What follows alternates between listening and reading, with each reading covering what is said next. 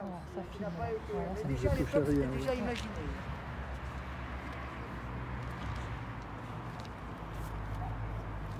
Je vous disais tout à l'heure qu'il y avait plusieurs types de décrets de la commune. Si on prend les décrets de la commune, on va en parler avec les femmes, mais il y avait 3 types de décrets. Alors, c'était pas des lois, c'était des décrets, des arrêtés. Il y a eu tout ce qui était d'urgence, hein. On l'a vu par exemple pour les logements vacants. Il y a tout ce qui était attendu, parce que ça avait été déjà discuté, on va le voir tout à l'heure pour la laïcité. Et puis il y a tout ce qui était imposé par les bases, et qui ont été validés par des décrets de la commune de Paris. Et moi, en les refaisant, il y en a une grande majorité, c'était imposé par le bas. Alors ils ont été aidés par des hommes qui ont bien compris que le système d'association, d'autogestion, en période de guerre civile comme était la commune de Paris, c'était le meilleur moyen pour faire progresser les idées. Donc il y a eu des hommes qui étaient en avance sur leur temps. Et d'ailleurs, on parle de Léo Frankel, c'était lui qui était le délégué au travail de la commune. Il a compris que le système d'association était le meilleur par rapport à l'époque. Et il a laissé faire les femmes particulièrement pour faire leur autogestion et leurs propres ateliers. On en arrive aux femmes.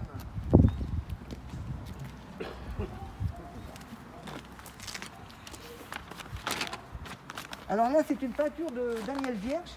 C'est une femme avec un habillé en garde nationale.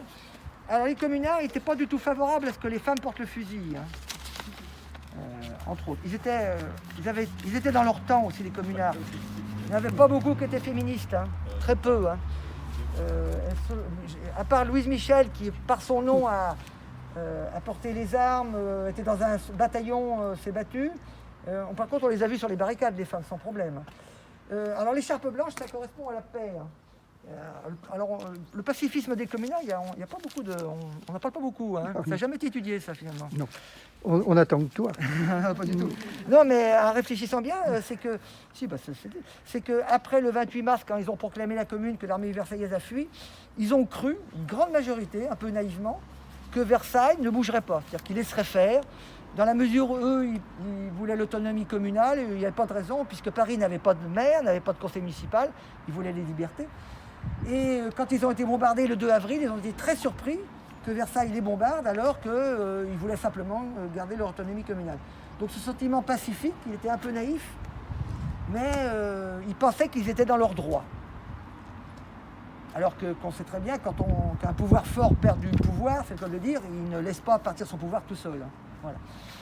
Donc la grande nouveauté pour les femmes, c'est que en 1830, il y en avait quelques-unes. En 1889, il y en a eu quelques-unes, bien entendu, des très courageuses, parce que c'était pas évident. On parle beaucoup de l'âme de gouge, mais il y avait beaucoup de femmes du peuple aussi, hein. En 1830, il y en a plusieurs qui sont mortes sur les barricades, hein. 1848, elles ont été très présentes en 1848, elles ont demandé le droit de vote, autour de Jeanne de Rouen, de Maria de Rennes. Et en 1871, la grande différence, c'est que c'était plus isolément qu'elles se sont investies, c'est collectivement. C'est vraiment l'entrée collective des femmes dans la vie citoyenne. Elles sont visibles et surtout elles sont participatives. Et ça, c'est vraiment fondamental.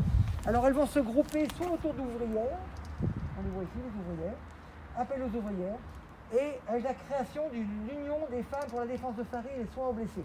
Alors elles sont obligées de mettre ce titre-là, puisqu'elles n'avaient pas le droit de faire de politique, enfin pas le droit. On les voyait mal à l'armée, on ne les voyait pas faire de la politique, donc les soins aux blessés, ça permettait déjà de faire l'association et de pouvoir agir. Et après, elles se sont tout de suite emparées de cette nouvelle organisation pour créer des ateliers féminins. Donc elles ont créé, alors je ne vais pas vous les développer, mais c'est très intéressant, elles ont mis en place l'idée d'ateliers féminins autour du textile. Pourquoi le textile? Parce qu'il y a beaucoup d'usines textiles. Et puis, deuxièmement, c'était un milieu, alors, il faisait attention, où les hommes n'étaient pas très présents. Donc ils ne voulaient pas mettre en mauvaise position les hommes de la commune, ils ne voulaient pas se les mettre à dos. Et donc ils ont commencé à mettre des ateliers féminins dans tous les arrondissements de Paris. Il y avait un comité des femmes. Et elles ont commencé à fabriquer des tenues pour les gardes nationaux, etc. etc. Bon, elles n'ont pas eu le temps de tout faire. Et là, c'est un appel à créer des chambres syndicales. Donc syndicales féminines, hein. Donc elles avaient l'idée quand même de se solidariser. Alors il y avait 2 femmes qui ont lancé le comité de l'Union des femmes. C'est une Russe, Elisabeth Mitriev, qui était l'envoyée de Marx, une jeune aristocrate russe qui était venue participer à la Révolution en France. Et puis Nathalie Lemel, une bretonne, ouvrière relieuse, donc 2 personnes aux antipodes au niveau de la classe sociale, mais qui se retrouvaient dans le combat des femmes pour l'émancipation économique. Parce que la grande idée de Paris, là, c'est l'émancipation économique. Le droit de vote, elles n'en ont jamais parlé, les femmes de la commune. Ça ne les intéressait pas. Hein. Par contre, s'émanciper du père ou du mari, pour pouvoir avoir son travail, pouvoir vivre en union libre, qui a été décrété par la commune, ça a été les combats fondamentaux. Et donc la première organisation féminine. Je peux vous faire une remarque? Oui. Je suis étonnée que dans les biographies de la commune, même dans le métro, etc., qu'on dit toujours, je sais pas, Nathalie Lemel ou d'autres, femmes de ou filles de, tout le temps. Ouais. On commence par ça, c'est-à-dire qu'elles sont identifiées toujours aujourd'hui comme femmes de. C'est vrai, c'est vrai. Voilà, ça m'a. Je me suis dit, mince, je vais tourner ça autrement. C'est vrai, c'est vrai. C'est le cas de Marie Mercier. Ouais. Et c'est le cas de Marie Mercier. Ouais. Et dans les registres d'état civil, quand on cherche la naissance d'un communard, Bah, c'est pareil. on a le métier du père, il n'y a pratiquement jamais le métier de la mère. Ouais, c'est complètement. Pratiquement jamais. C'est frappant aussi. C'est pour ça que c'est très compliqué de remonter les vies des Mais mères. aujourd'hui, les biographies qu'on peut faire aujourd'hui pourraient être tournées différemment. Ce que je veux dire. On avance tout doucement. Les étrangers. Alors les étrangers, allez vite, il y en a 2.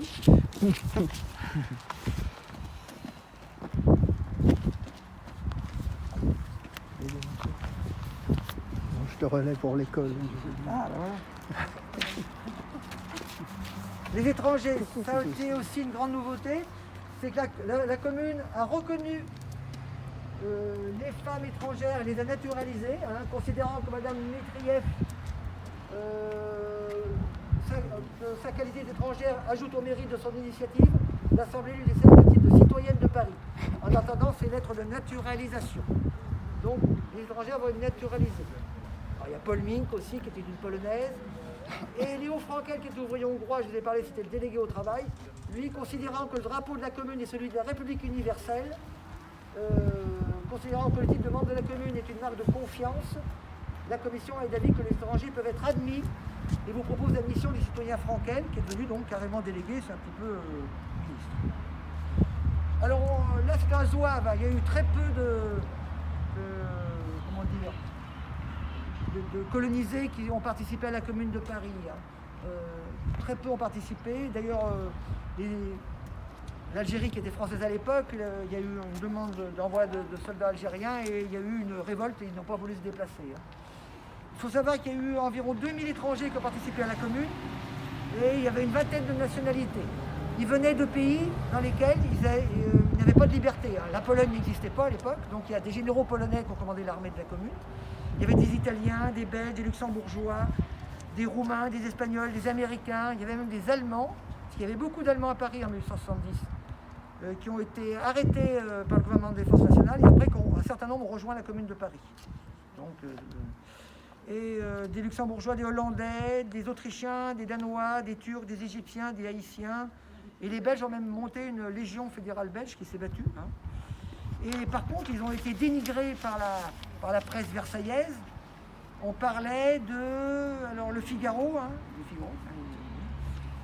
tous les Polonais interlopes, tous les Valaques de fantaisie, des fripouilles à aiguillettes, ils doivent être jugés et passer par les armes devant le peuple rassemblé. Voilà. Il y a eu 1725 étrangers qui ont été arrêtés durant la commune de Paris. Hein.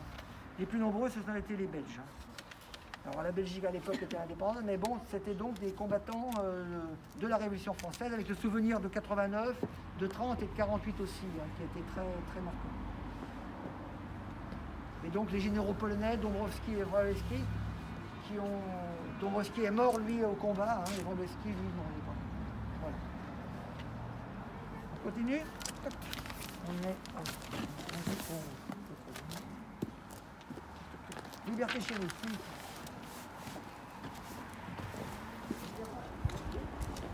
Alors là, c'est la presse, la liberté à travers la presse de la commune.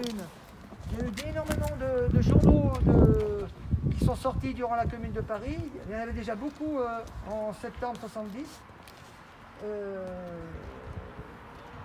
Alors comment dire, il y a eu un grand débat entre les communards pour savoir s'il fallait interdire les journaux versaillais qui continuaient à apparaître à Paris. Et les communards étaient contre l'interdiction des journaux versaillais. Ils considéraient que c'était la liberté d'expression. Donc les journaux versaillais paraissaient à Paris durant tout le mois d'avril et déversaient des tas de fausses nouvelles et des tas de calomnies. Et alors, des fois ils étaient pas interdits, mais ils étaient interdits, mais ils reparaissaient sous un autre titre et on les laissait faire. Et le 5 mai, finalement, la commune a décidé de supprimer un certain nombre de journaux, mais des communards étaient toujours contre, toujours par rapport à la liberté d'expression. Alors, sur le plan de la justice, la commune va interdire les arrestations arbitraires. C'est le ministre de la Justice, qui était Eugène Proto, il était dans la légalité bourgeoise, il considérait qu'il fallait vraiment un cadre d'arrestation. Et donc la commune est restée beaucoup dans un cadre légal durant son temps, sans mettre en place un cadre révolutionnaire vraiment. Alors j'ai parlé tout à l'heure d'un événement qui a coupé en deux le conseil de la commune, c'est que le 1er mai, un comité de salut public s'est formé.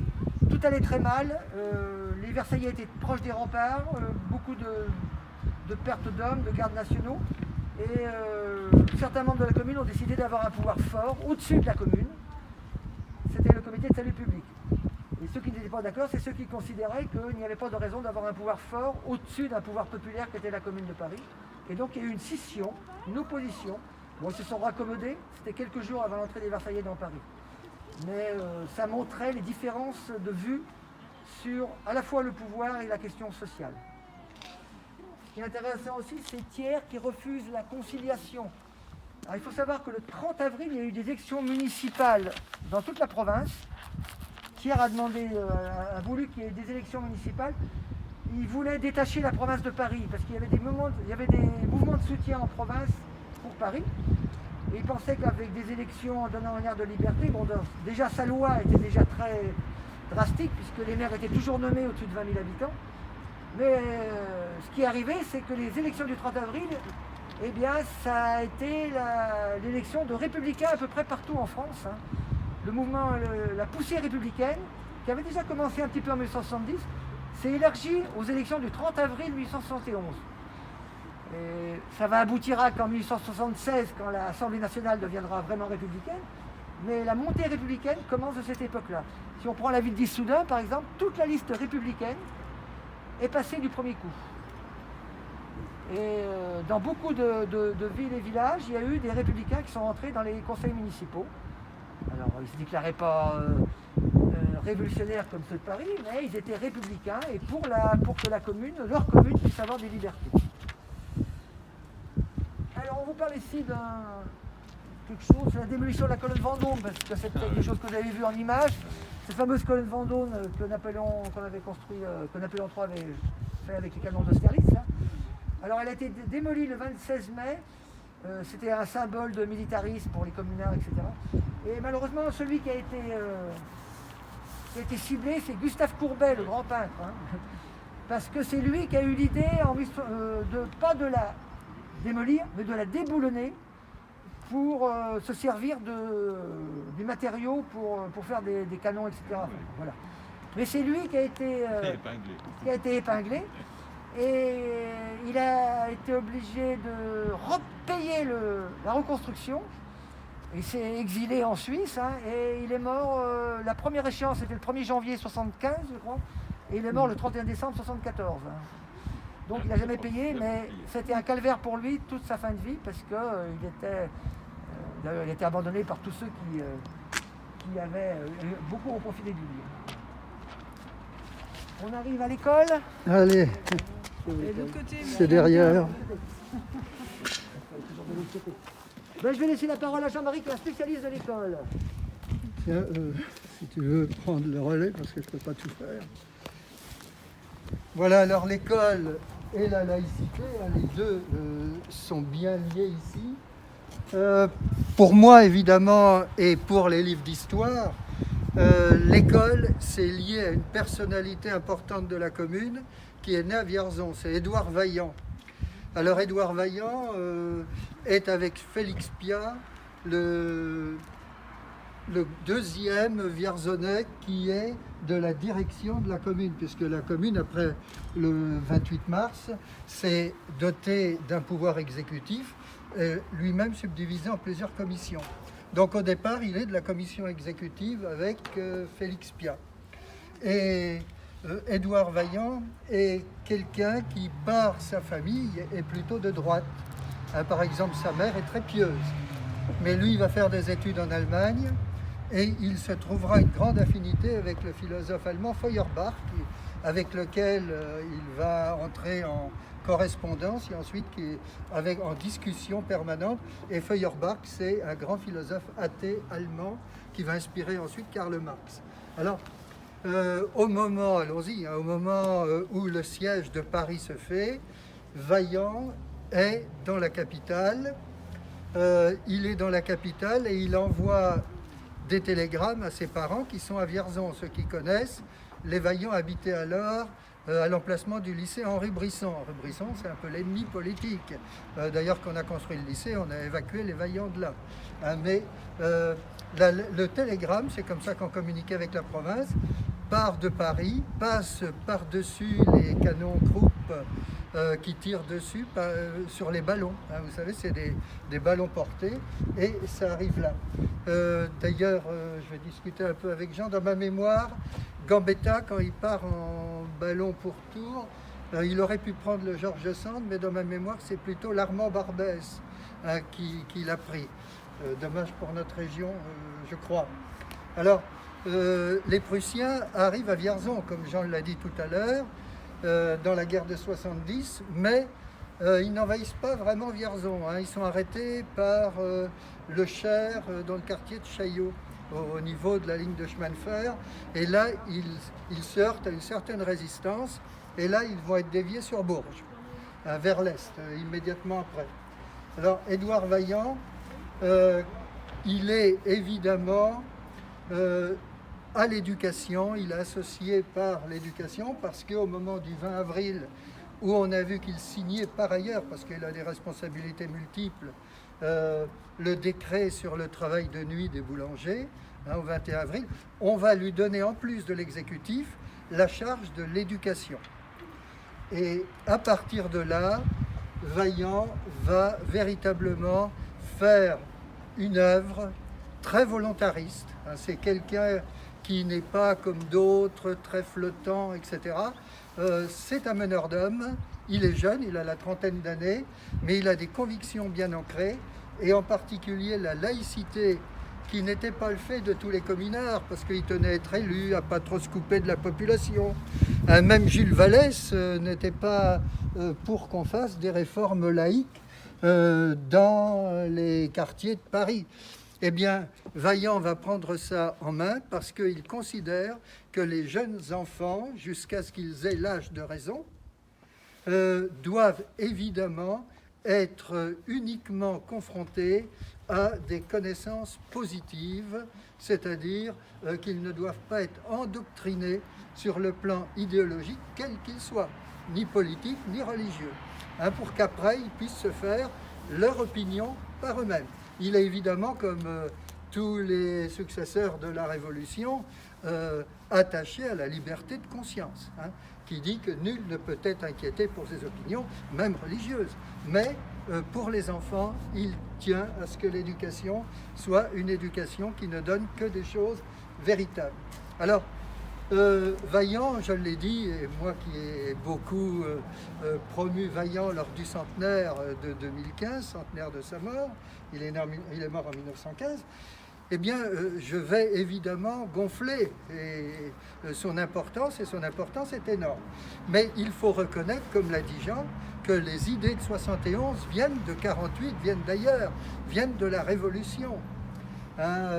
Et il y a des précurseurs. On pense à Condorcet, par exemple. Mais je vois ici, par exemple, que dans les arrondissements, il y a des gens actifs bien avant que Vaillant prenne les choses en main. Mais dès le départ, en tant que de l'exécutif, il va les encourager. Je vois par exemple des gens comme Pindy, le 3e arrondissement. On donne des fournitures gratuites. Louise Michel, par exemple, fait un travail énorme. En général, les femmes, d'ailleurs. Louise Michel, dans son école, Clémenceau, qui est maire du 18e arrondissement, Montmartre, la félicite parce que dans son école, tous les gosses ont des chaussures, ce qui n'est pas le cas partout. Elle s'en occupe et tous les gosses sont nourris. Et ça, c'est Louise Michel qui est actif là-dessus. Les écoles laïques, hein, on voit bien encore le fameux Pindy qui est là. Donc, les femmes, les représentants des différentes mairies qui ont déjà fait du travail, Vaillant va s'appuyer dessus, va les mettre en valeur, il va être énergique, il va tout centraliser finalement ici, en disant que rien ne peut se faire tant que je ne l'aurai pas vu. Et ça permet d'avancer considérablement les choses. Si bien qu'on va dire que 10 ans avant Jules Ferry, Édouard Vaillant fait l'école laïque gratuite obligatoire et à égalité de salaire homme-femme. On a dit pas très féministe, mais quand même, l'égalité des salaires était dans leur tête. Et il augmente les enseignants, les instituteurs et les institutrices. Il les fait passer à 1500, 2000 francs de l'époque, ce qui était plus que confortable, mais instituteurs et institutrices, même salaire. J'ai dit tout à l'heure qu'il précédait les lois Jules Ferry d'une dizaine d'années, c'était pas du tout le même esprit. Quand Édouard Vaillant veut éduquer le peuple, c'est qu'il a confiance dans le peuple et qu'il veut que le peuple prenne sa place dans la société, dans la politique, etc. Et il lui en donne les moyens. Quand Jules Ferry donne l'éducation laïque gratuite obligatoire, je vais choquer ici quelques-uns qui ont été soumis au roman national de la grande gloire de Jules Ferry, il a évidemment un point de vue tout à fait opposé. C'est-à-dire que si on n'éduque pas le peuple alors que le socialisme et les ouvriers s'organisent de plus en plus, c'est les socialistes qui, avec leur école, vont prendre l'éducation. Donc nous, on a intérêt à les griller. Donc Jules Ferry fait ça à contre-cœur. Et il fait ça pour pouvoir mettre la main sur la classe ouvrière dont il a besoin qu'elle soit suffisamment qualifiée pour être rentable dans les usines nouvelles. D'où évidemment le LTE, le NP de Vierzon, qui est le premier décidé en France, pas le premier construit, mais le premier décidé à partir de 1883. Et évidemment, Jules Ferry fait ça pour que la classe ouvrière soit tenue en laisse par les gens du gouvernement et ne soit pas trop revendicative, alors que Vaillant le voulait. Il le voulait également pour les garçons et pour les filles.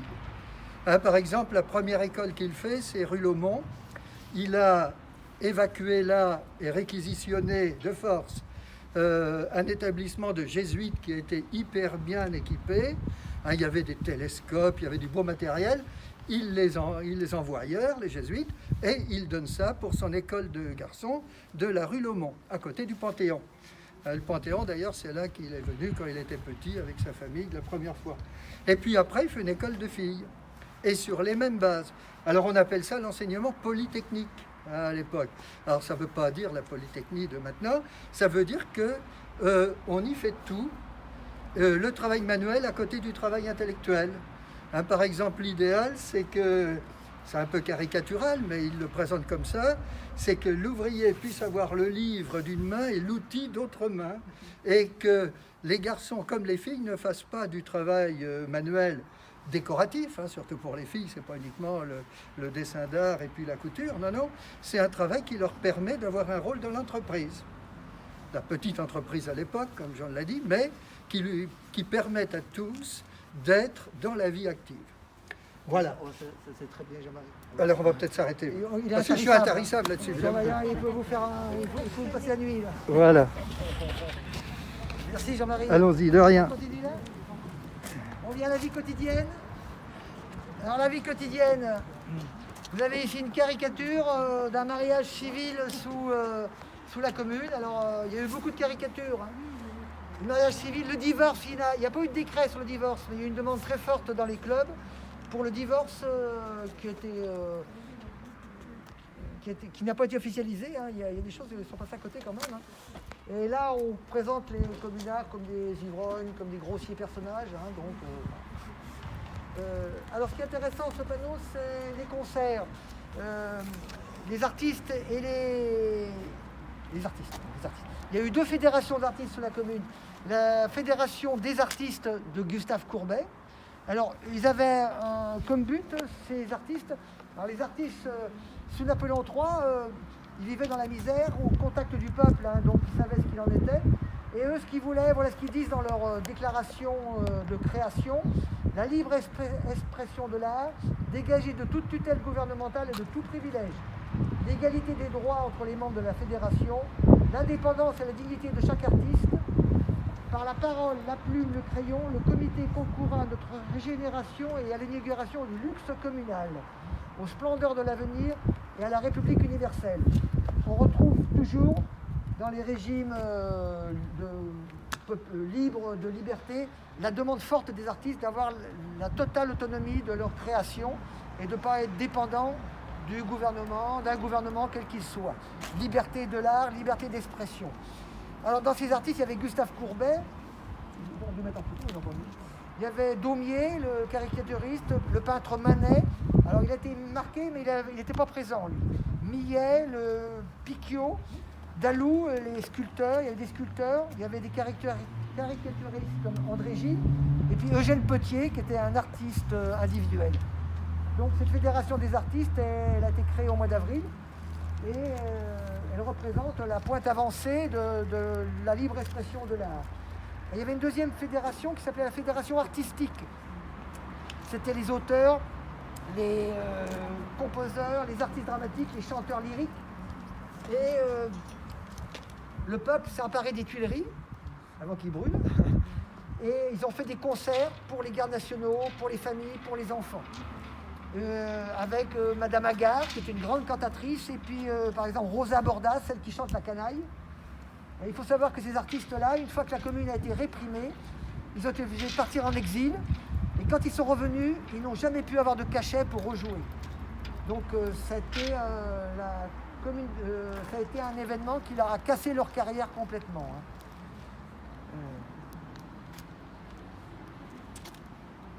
Là, c'est un marche en volaille, la vie continuelle, c'est la vie au quotidien. Voilà.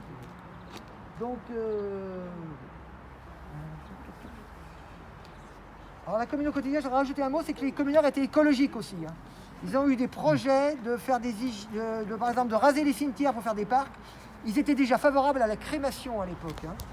Et un projet d'hôtel de ville en verre, et puis un rapport avec la nature, la couleur, l'esthétique, dont on parle très peu. Mais on a retrouvé des projets qui montrent qu'ils étaient déjà en avance sur leur temps. Hein.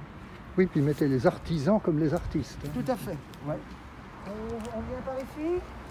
On va rentrer dans la fin de la commune. Ah, vous êtes bien placés là, c'est bon. Ça demande presque une autre conférence. Ah ouais, c'est vrai que c'est copieux. Hein. Ouais.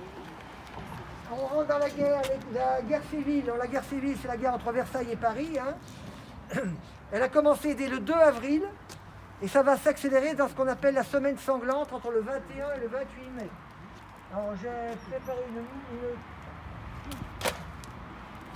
vous voyez peut-être ici. On va reparler de la semaine sanglante après. Ça c'est le plan de Paris. Versailles est là. Versailles va pénétrer dans Paris par la porte du jour. Un traître du Catel va jeter un petit drapeau. Et alors les fortifications qui étaient là avaient été abandonnées par les gardes nationaux. Il y avait tellement de bombardements qu'ils ne pouvaient pas tenir sur les remparts. Hein. Et les Versaillais vont rentrer par la porte du Point du Jour, par le sud, par le centre, par l'ouest, et reprendre quartier par quartier pendant une semaine jusqu'à cette région-là.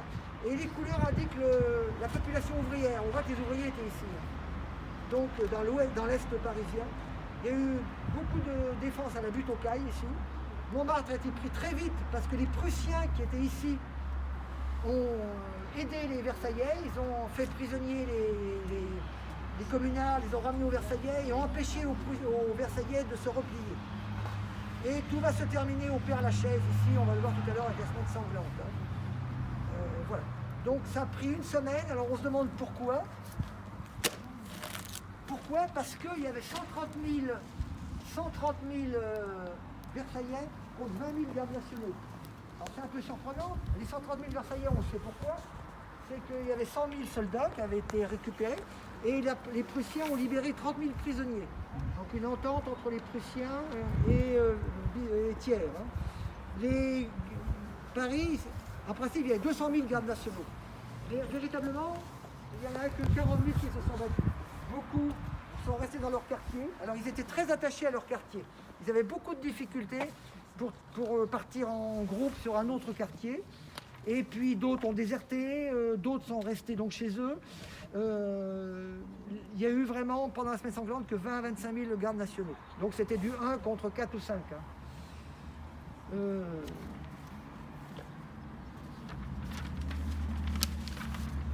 On voit ici la barricade des femmes, Louise Michel, du général Dombrowski.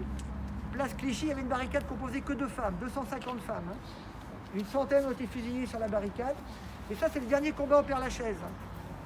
On va revoir avec le dernier combat avec la semaine sanglante.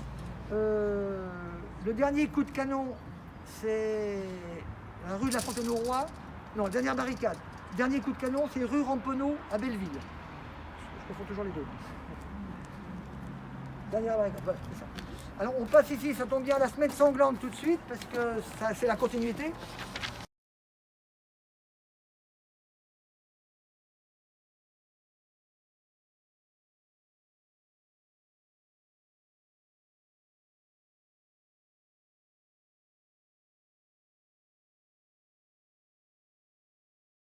Là, on a une peinture de Luce. Il a participé, il avait 13 ans pendant la Commune de Paris. Il a peint ça en 1900, 30 ans après, parce qu'il a eu beaucoup de mal par rapport à ce qu'il avait vu pour faire une œuvre artistique. Beaucoup, beaucoup de mal. Alors, on compte à peu près 4000 morts au combat chez les communards. Hein. Chez les exécutions sommaires, on peut... Alors, il y a une estimation, il y a eu des débats d'historiens. Paris a commandé 17 000 cercueils. Hein. Donc, on peut déjà dire qu'il y a eu 17 000 exécutions. Hein. Mais on peut considérer qu'il y en a eu de 20 à 30 000. Hein. C'est à peu près la norme, même s'il y a des historiens qui disent qu'il y en a eu moins, mais... et d'autres plus, ouais. Ce qu'il faut savoir sur la semaine sanglante, c'est que c'était simple quand on était fait prisonnier, ça dépendait de l'officier 9 fois sur 10. Hein. L'officier, 9 fois sur 10, il faisait fusiller les prisonniers, hommes, femmes et enfants. Hein. Alors, il faut savoir que l'armée versaillaise était commandée par les mêmes officiers que ceux qui avaient conduit l'armée impériale. Donc, c'était des officiers monarchistes, royalistes, qui avaient une grande envie de se venger sur les communards. Ça a été réétudié aujourd'hui, c'est vrai, et que ça montre. Alors, on nous dit, est-ce que Thiers a laissé faire, est-ce que Thiers a donné l'ordre? Il n'a pas donné l'ordre explicite, mais il a laissé faire. Alors on peut considérer que c'est à peu près la même chose. Il savait ce qui se passait et il a laissé faire. Donc quand on était arrêté, il y avait une cour martiale qui envoyait dans une cour prévôtale, cour martiale qui, 9 fois sur 10, faisait fusiller la personne. On l'envoyait dans une cour prévôtale. Alors ça pouvait être à la caserne Nobo, dans les jardins du Palais du Luxembourg, au Châtelet, au Parc Monceau, à l'école militaire, au but de Chaumont.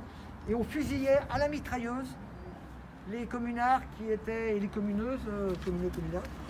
Et ensuite, on les mettait dans des grandes fosses, comme dans la tour Saint-Jacques, hein, et il est prouvé que de nombreuses fois, beaucoup étaient enterrés sans être morts. Hein. Et que les gens se sont plaints pendant... Parce qu'on a fusillé jusqu'à début juin. Alors que le 28 mai, en principe, c'était fini. Donc, on voit ici toutes les accusations massives qu'il y a eu, de communards, Rosiers, Montmartre, etc. Alors, du côté des communards, on s'est vengé un petit peu, mais d'une manière très individuelle, c'est qu'ils avaient mis en place un décret sur les otages dès les premières exécutions versaillaises début avril, parce que les Versaillais, dès les premières arrestations au mois d'avril, ils ont fusillé directement les communards qu'ils arrêtaient, et ils ont fusillé bien sûr les soldats qui avaient fraternisé. Et on était où là? Oui, alors ils ont fait un décret sur les otages. Pour un communard fusillé, on devait fusiller 3 Versaillais, enfin 3 otages, quoi. Ils ne l'ont jamais fait. Ils ne l'ont jamais fait, toujours cette probité, cette légalité. Ça a été fait la dernière semaine de mai, mais à titre individuel.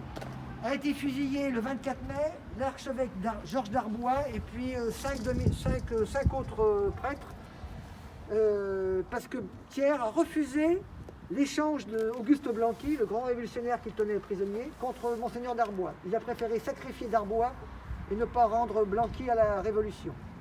il y a eu un massacre de dominicains à Arcueil, alors les images le montrent. À l'évidence, c'est des dominicains qui faisaient des signes aux troupes versaillaises qui arrivaient pour leur montrer par quel endroit passer. Et la dernière, là on voit l'ancien homme à moi qui est fusillé. Alors ça c'est un photomontage. Des photomontages, c'est des photos qui ont été reconstituées. Et celui qui a fait ça, eh ben, il est de Châteauroux malheureusement. Hein.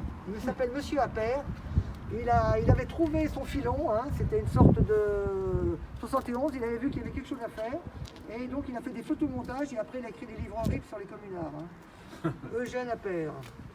Alors ont été fusillés enfin 50 otages le vendredi de la semaine sanglante par la foule, rue Axo dans le 20e. Les membres de la commune qui étaient encore présents étaient à la fenêtre mais n'ont rien pu faire parce que la foule était en folie. Et parce qu'il y avait des exécutions dans toute la ville et ils voulaient se venger quelque part. 50 otages, donc d'un côté ça fait une centaine d'otages et de l'autre côté 20 000 morts. Alors on peut parler pas de génocide, ça n'existe pas, mais vraiment d'une classe ouvrière qui avait été directement visée. Puisqu'il manquait après un quart des ouvriers dans Paris, après la commune de Paris, et puis tous ceux qui se sont sauvés, les ouvriers qualifiés sont allés porter leur savoir-faire dans les pays étrangers. Hein. Oui, il y a des historiens qui parlent de génocide de classe. Ouais, génocide, c'est... oui. Ethnocide, on dit ethnocide aussi aujourd'hui. Oui, oui. Classocide. Oui, c'est ça, il faudrait l'inventer. Alors on arrive à Paris qui a brûlé. Là aussi, ça a été des grandes interrogations, parce qu'on dit que les communards ont mis le feu à Paris. Oui, ils l'ont mis, un petit peu. Mais on va essayer de revenir à la réalité de ce qu'a été les incendies. Alors vous avez le plan de Paris incendié. Alors a été incendié les Tuileries, la Cour des comptes, l'école militaire, la préfecture de police, l'hôtel de ville ont été incendiés. Il y a eu trois raisons pour ces incendies. Alors on voit des bâtiments, Légion d'honneur, Cour des comptes. Alors regardez bien, Légion d'honneur, Cour des comptes, hein. Palais Royal. C'est pas des noms, c'est des noms qui se ressemblent beaucoup. Hein. Alors premièrement, c'est les Versaillaises. D'abord, ils ont tiré à boulet rouge. Hein. Il est prouvé que les boulets rouges versaillais ont déclenché les premiers incendies. Clair et net. Hein. Ensuite, des deux côtés, ils ont utilisé les incendies pour contourner les barricades. Enfin, les Versaillais pour contourner les barricades et les communards pour se défendre. C'était une tactique de guerre qui a toujours été faite dans la guerre. On brûle les maisons qui longent pour pouvoir passer ou pouvoir tourner à quelque chose. Et la troisième raison, c'est qu'en désespoir de cause, les Versaillais et les communards ont mis le feu aux Tuileries, comme ils ont aboli la colonne Vendôme, hein, parce que ça symbolisait le pouvoir royal, ils n'en voulaient plus. La Cour des comptes, c'est la finance, hein. Légion d'honneur, c'est les honneurs. Et puis l'hôtel de ville, alors c'est le monsieur Pindic, dont Jean-Marie a parlé tout à l'heure. En désespoir de cause, le 24 mai, l'hôtel de ville a été brûlé. Alors là, c'est un geste de désespoir. C'est évident que c'est un geste de désespoir complet. Mais ce qui est intéressant quand même, dans ces incendies dont on parle très peu, c'est que d'abord, on a accusé les femmes d'avoir mis le feu. Et ces femmes, on les appelait des pétroleuses. Hein. On leur soupçonnait de mettre du pétrole dans les bidons de lait et d'avoir incendié. Alors il est prouvé, même les plus anticommunards comme Maxime Ducamp ont bien dit clairement que c'était totalement faux. Elles ont participé pour beaucoup aux barricades, hein. Elles ont sûrement incendié aussi, mais dans le cadre militaire. Par contre, ces pétroleuses, elles étaient au nombre de 7. Ben, comme par hasard, la répression versaillaise a été très violente contre elles. On va le voir tout à l'heure. Parce que d'abord, elles sortaient de leur rôle de femmes. Et en plus, soi-disant, elles avaient incendié. Donc, elles ont été, elles, déportées en Guyane. Et en Guyane, c'est ce qu'on appelle la guillotine sèche, parce que c'est un pays avec un climat tellement dur qu'on y meurt du climat. Et donc, deux de ces femmes ne sont pas revenues en France. Mais il n'y a que des femmes qui ont été déportées en Guyane. Et l'autre chose intéressante, c'est que dès le 29 mai, dès le 30 mai, des touristes sont venus visiter les ruines guidées avec des guides, et des guides sont sortis aussitôt, dans la première semaine de juin.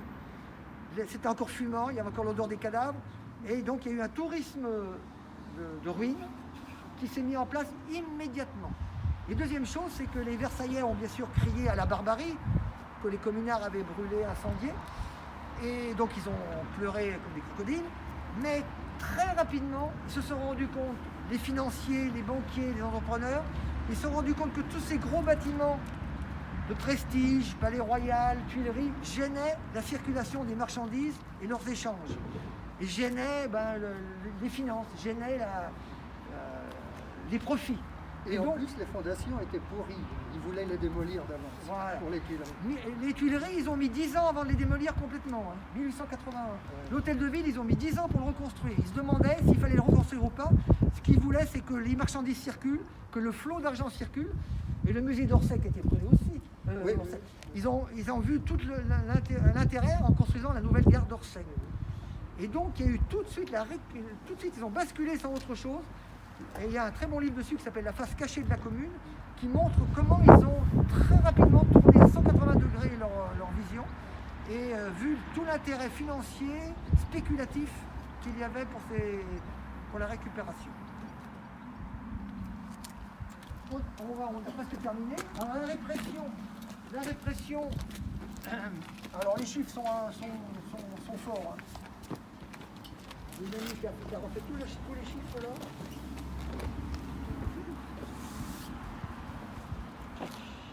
Il faut savoir que les femmes ont été très courageuses au Conseil de guerre. On a le procès de Louise Michel, le texte de Louise Michel est formidable. Mais il n'y a pas qu'elle. Il y a Marie Gaboriau qui est une lingère, puisqu'on parle des gens du peuple. Elle dit au juge, je vous défie de me condamner, vous êtes trop lâche pour me tuer. Voilà, donc vous voyez, elle symbolise vraiment des... Donc la répression a été très forte, toujours la peur de cette révolution sociale.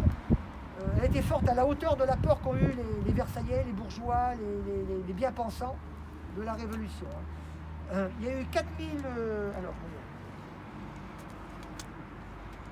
il y a eu 1169 déportations en enceinte fortifiée, 3417 en enceinte simple.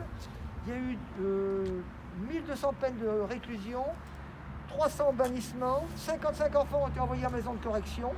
Et donc, il y a eu environ 4000 communards et communardes qui ont été déportés en Nouvelle-Calédonie. On les voit sur les bateaux, alors c'est les membres de la commune. Là, on voit l'arrestation de Louise Michel. Donc, des conseils de guerre, 26 conseils de guerre qui ont jugé ceux qui n'avaient pas été fusillés. Premier départ en 1872. Mais le dernier départ, et ça je ne pensais pas que c'était si tard, en 1878.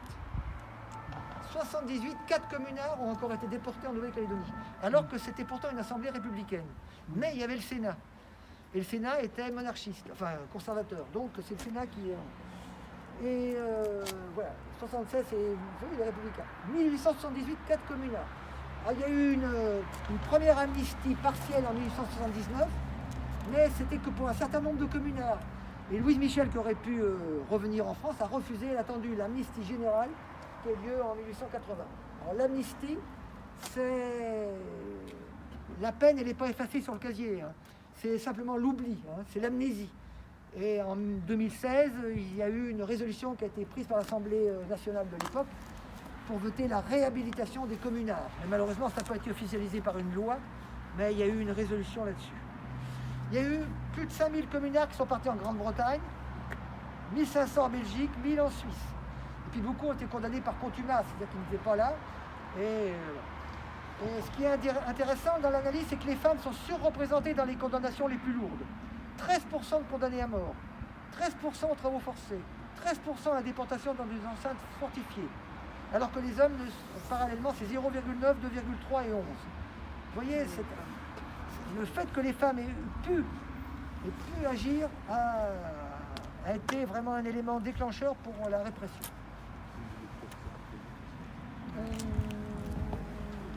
On arrive à la mémoire vive, à la commune au présent, et on va terminer sur ces derniers panneaux.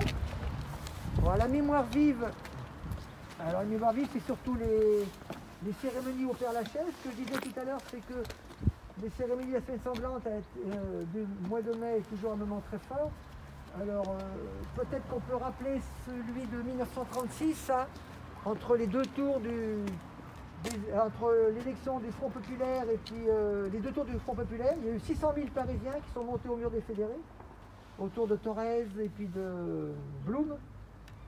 Donc c'est toujours un marqueur, le mur des Fédérés. C'est un marqueur pour la mémoire de la commune et puis la mémoire des luttes en général.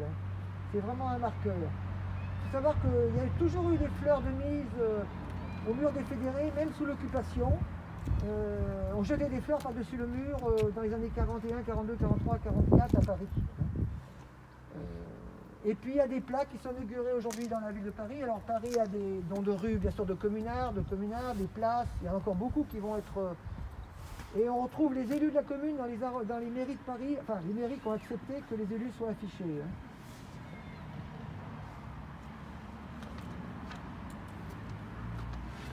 Alors, ce qu'il faut dire, c'est que les Versaillais ont considéré que la commune n'était pas une révolution politique.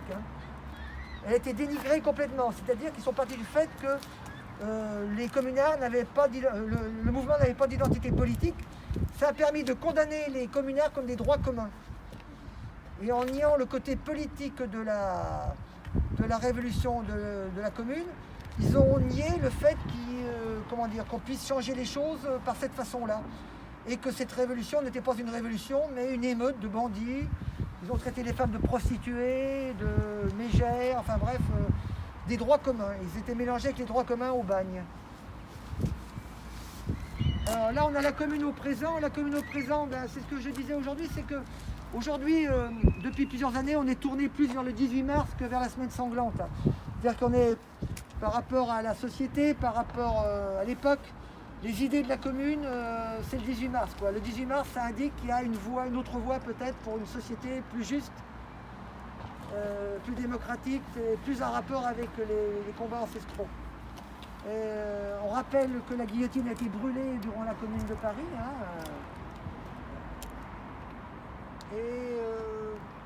Qu'il reste toujours les droits universels qui doivent être mis en avant et qui reste.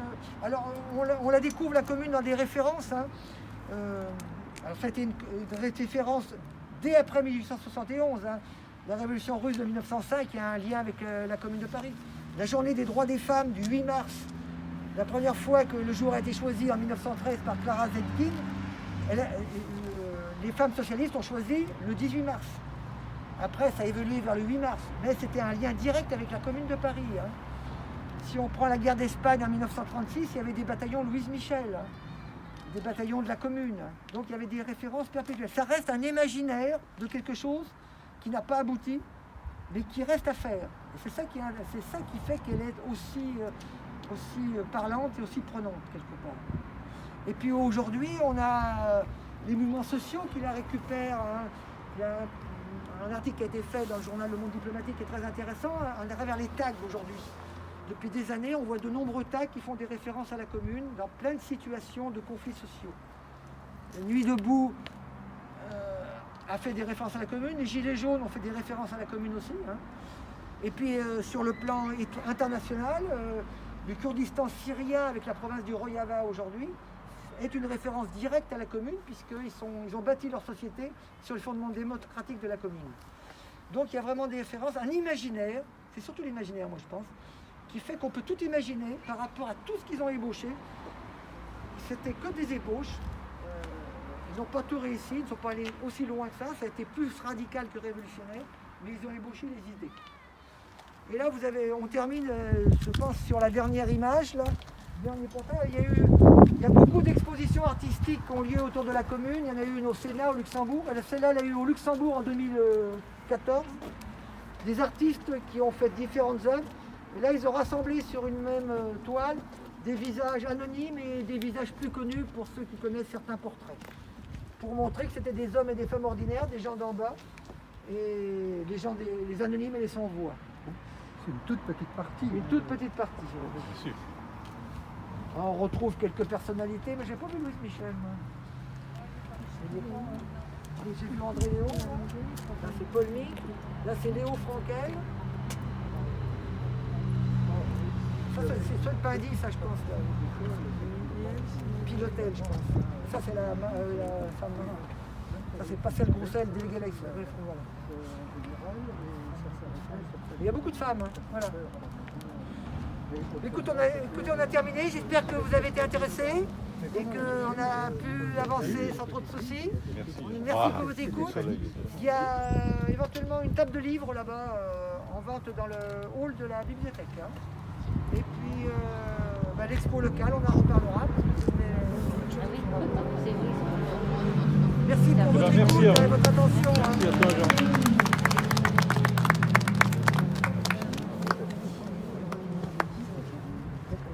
Ah oui, c'est pas évident. D'accord. D'accord. C'est quel livre ça va, la brochure. Oui, c'était 4 € pour toi.